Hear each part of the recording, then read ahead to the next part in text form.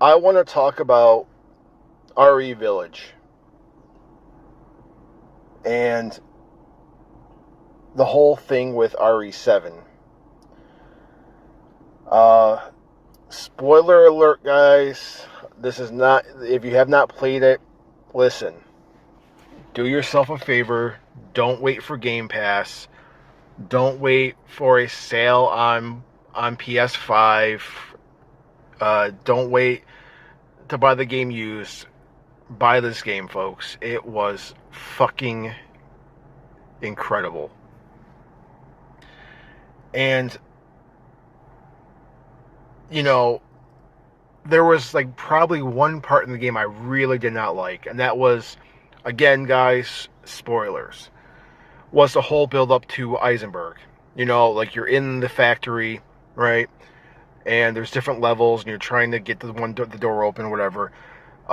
Some of that was really cool, but a lot of that was very just kind of tedious and just kind of like standard, kill monsters and whatever, trying to like, in the dark. And I'm only basing that because like the rest of the game was such eye candy. You had the village, you had the dollhouse, which was incredible. You had the castle, you had the dam part, right? All that stuff was just incredible. And then you had like this generic, not really generic, but generic factory, right? But out of like the 9.5 hours I spent with the game, that was maybe 45 minutes, maybe half an hour. So, but the rest of the game, guys, the beginning, the middle, like the ending was just incredible. And like they really leave it open for a sequel. Thank God. There's some weird shit at the very very end of that game. There's a post credits where there's a very long shot of you driving away, and then there's some guy walking toward your car. Who the fuck is that? I don't know. But it's weird, right? So, the why I'm making this audio log, video, whatever I do with this, I really just wanted to talk and say this out loud, man, because that game really fucking hit me, and it's such a weird thing to say. Now, with RE7, right, I played that game 3-4 times over the last couple of years, right, from the time it first came out, and I played all the DLC, the daughters, and like the Zoe stuff, and the Chris Redfield stuff, all fantastic, right, the band footage, right, and I played it again about a month before Village came out, RE8 or whatever, Village came out, because I really wanted to make sure, I'm on point with the story. I want to make sure I like have all my ducks in a row. I want to make sure I know every possible thing, right, going into Village, because I was such a huge fanboy of RE7. Just everything about that game was just incredible. The boss battles, the location, just like everything about that game was just incredible. So going to RE Village, again, just as excited, and that first half an hour really makes you get into that universe. But here's the thing. There is a part in Village, towards the end of the game, I look at RE7 so much more differently right now. Different in like the best way. It makes RE7 a little more grounded. And you're like, what? No, listen. I'm not talking about, the bioweapons and like the spore monsters in the basements, right? And like and the family that has all the superhuman powers or whatever, right? I'm talking about this part in RE Village where after at a certain point you come to find out that you've been pretty much dead the entire time. And Ethan's shocked. He's like, what the fuck are you talking about? And he's talking to a certain child or old lady from RE7, right? Uh, and she says, "Hey, no, you've been dead this whole time. Like, don't you ever find it kind of weird that your fucking hands are being chopped off and like you're getting impaled by spikes and you're totally fine, right?" And she drops this bombshell. She was like, "You've been dead for 3 years." I'm like, "Wait a minute."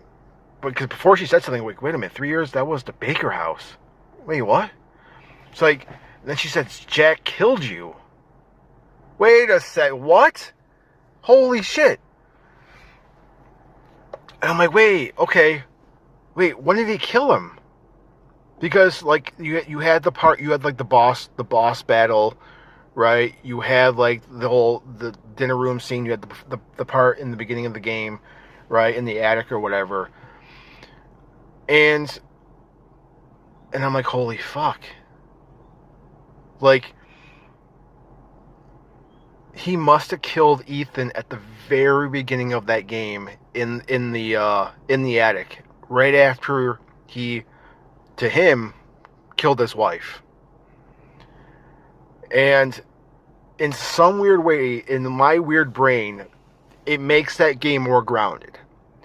Here's this everyday guy, right? You know, you get this letter, this message that your wife is alive. She's in Louisiana. She's in this home. Go save her, right? And like, just like Ari, you know, Resident Evil or the video games, gonna fucking pack myself up with all these guns or whatever, right? Or like just gonna go balls to the wall with like weapons and just go fucking kill this family or go get my wife back, right? No, man, you're just some guy in a nice, you know, fucking car. You drive to this house with no weapons, right? And you find your wife in the basement of the house, and then, you know, she attacks you. She cuts your fucking hand off. She stabs you a few times, right? And you're probably at this point just bleeding out profusely, right? Losing blood at a very bad rate. And then you go to the basement, or sorry, the attic. You kill your wife from you know, and then Jack just punches you, bam, right in the face. You drop. Now, you're probably already fucked up from, like, you know, the loss of blood and, like, the stabs, right? And then he fucking stomps on your head and kills you. Right there, you're dead. And the rest of the game is you just kind of living off of the spores and the mold and all that stuff, right? And I'm like, and like, it makes sense. Because at that dinner scene, you have Zoe stapling your hand back together. That's not going to work, right? But she's doing it. You would have died a long time before all that even got to that point, and you would have died even with that's not going to stop the bleeding, right? And it's just crazy, man. It makes that game feel a little more grounded. Like he's just some guy lost his wife and he found her and he went to this house and he fucking died in the first 5 minutes from this crazy fucking family. Like, he wasn't this heroic guy that we thought he was, right?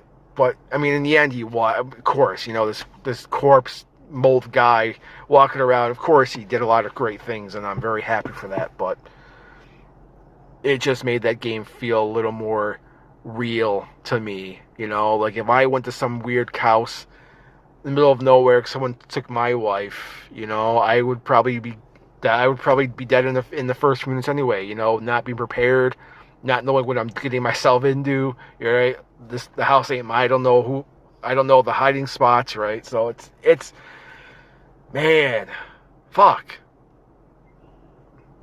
Village was fucking awesome. Village. Damn it. Village was so fucking good.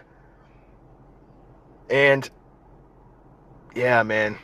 That's kind of really what I wanted to say, guys. You know, it's and